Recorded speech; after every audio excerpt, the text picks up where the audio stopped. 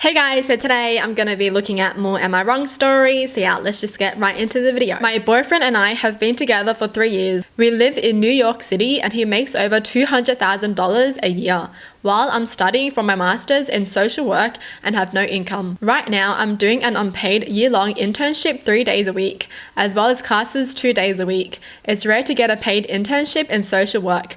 Plus, internships are mandatory. I spend 12 hours every day either working, studying, commuting, or in class. My only free days are on weekends, so I have no time for a paid job. My mum helps me financially by paying for my Metro card and healthcare expenses, but everything else I rely on loans. Before I moved in with my boyfriend, there was a roach infestation in my apartment, so I'd stay over his place a lot. My lease was ending soon, so he asked me if I wanted to live with him. At first, I joked with him that his living standards would go down since I can't afford a nice place, but he insisted on paying the rent until I finished grad school.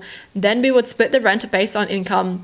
I originally wanted to live in a cheaper place in Queens or Brooklyn, but my boyfriend likes his current place and insisted I move in since he will be the one paying the rent. So I moved into his $5,000 a month luxury condo in the city this August. Whoa.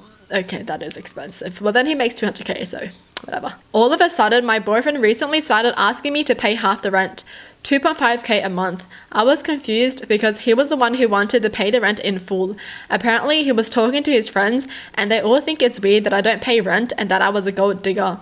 I let my boyfriend know that I can't afford $2,500 a month and he said I was leeching off of him. So I told him that he should find someone within his social class so that he doesn't have to worry about a gold digger like me leeching off of him. I stayed at my friend's place for a few days while figuring out what to do.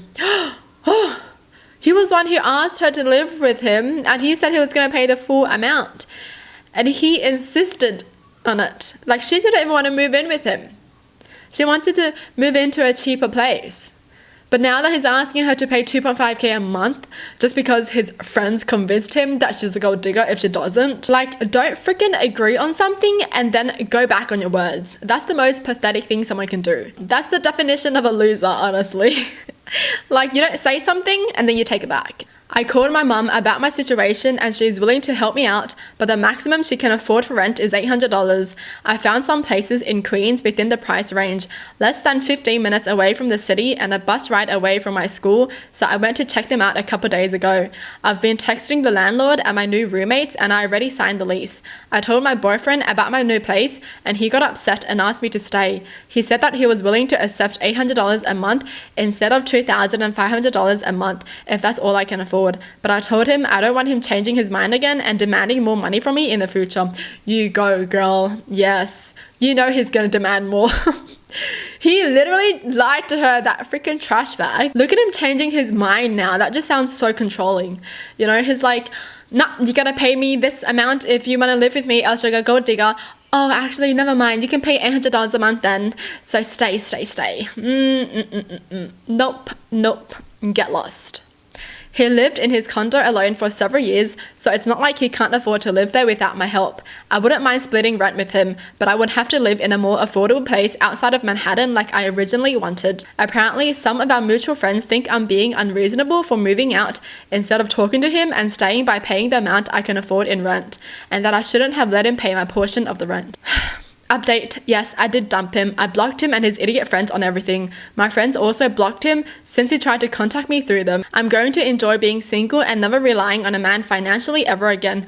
Yes, girl, yes. Oh my god, I'm so happy that she did that because, dude, yeah, you should never rely on a man with these kind of things because if you do, then it means they get to control you if they act like that, you know? You don't want a man like that, honestly. He's paying for her stuff and then he's gonna act controlling. Yeah, nah, I'd rather my freedom and me paying for my own stuff instead of a lying trash bag. It's just the fact that he went back on his words and he's gonna make her feel bad for it. He's like, don't worry, I got this, babe. I'll pay for all your rent and you don't have to worry about anything. You can live with me. And then he's gonna be like, well, where's my $2,500, huh? Ew. Like, I do agree that people should split rent, but the fact is here, she told him that she can't afford paying $2,500 a month to live with him, but he still insisted that they should live together and he would pay everything.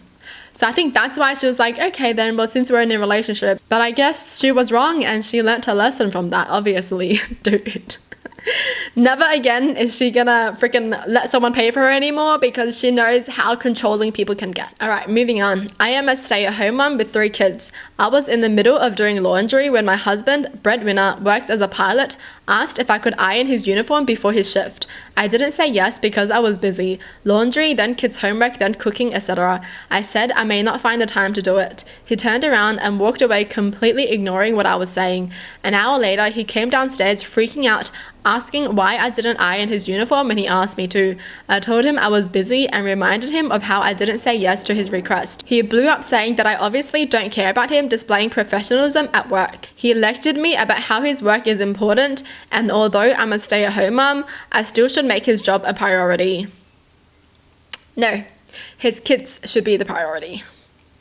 He decided to miss his shift as a way to teach me a lesson and show me how my lack of cooperation and my refusal to help him out could affect the money that keeps coming in. I called him insane for missing the shift, and he got offended and called me a hypocrite for calling him insane and acting all surprised when it was me who caused this situation to happen. What in the world am I reading? I mean, I could have taken some time off doing my chores to iron his uniform, but still thought his reaction was a bit much. For those asking why he didn't iron the uniform himself, because I'm the one who usually does the ironing, and he said it's on the list of my house chores list, which is true, but I don't give it priorities like other chores like homework or laundry. Oh my god, the husband sounds annoying.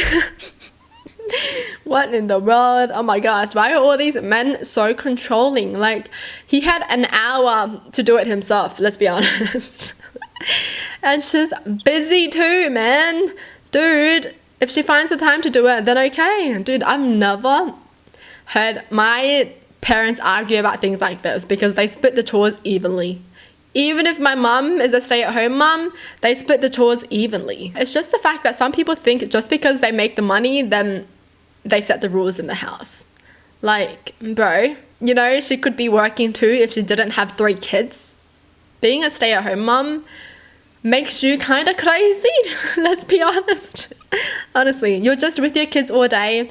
You don't have anyone to talk to. Like, you don't have your co-workers to talk to. You know, it can drive you insane sometimes. And then you also feel like there's no one there for you if your husband acts like this. Like, nah. That's just so sad. He talks about how important his work is, and then he misses his work just to lecture her.